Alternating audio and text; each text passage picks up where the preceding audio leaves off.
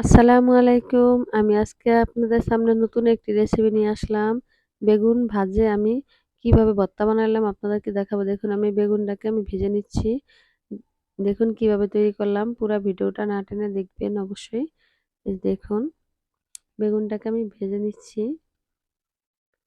এই দেখুন কিরকম ২ টি বেগুন নিয়েছি। একদম বিশাল বড়, বড় ২ টা বেগুন নিয়েছি। দেখুন আমাদের গাছের বেগুন।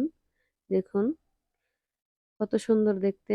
এখন বেগুনটাকে আমি কেটে ধুয়ে নিয়েছি। চলে আসলাম রান্নাঘরে। প্যানে তেল দিয়েছি। দিয়ে দিলাম শুকনা মরিচ আর দিয়ে দিয়েছি কিছু পেঁয়াজ। পেঁয়াজটাকে ভাজা হয়ে গিয়েছে। এখন আমি তুলে নেব। এই দেখুন। আর এই যে বেগুনটাকে আমি ফালি, ফালি করে কেটে ধুয়ে রেখেছি। এখন এটাকে দিয়ে দিলাম।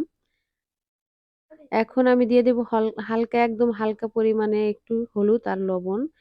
এটাকে আমি ভালোভাবে মিক্স করে নিচ্ছি।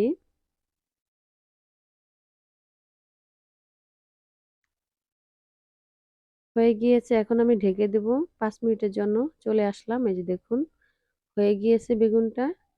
এই দেখুন কতটা সিদ্ধ হয়েছে। এখন তুলে নিলাম। এই দেখুন সবাই তো ভর্তা খেয়েছেন, এরকম করে বেগুনটা ভর্তা করে খেয়ে দেখবেন, আসলে অনেক দারুণ একটা স্বাদ। এই দেখুন বেগুনটা অনেক গরম, তার জন্য আমি হাতে নিয়ে পাচ্ছি না। খুরচুনটাকে দিয়েই আমি দেখুন মথে নিচ্ছি। আর এই যে দেখুন আমি পেঁয়াজ আর শুকনো মরিচটাকে পিস করে নিয়েছি।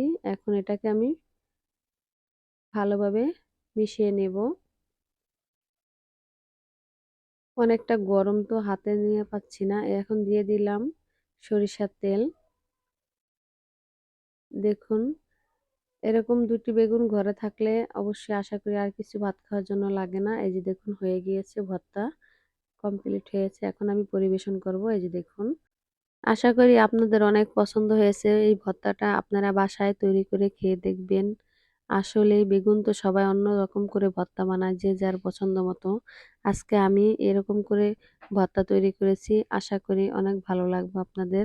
আর আমার ভিডিওটা যদি ভালো লেগে থাকে অবশ্যই সাবস্ক্রাইব করবেন, শেয়ার করবেন। ভালো থাকবেন। আল্লাহ হাফেজ।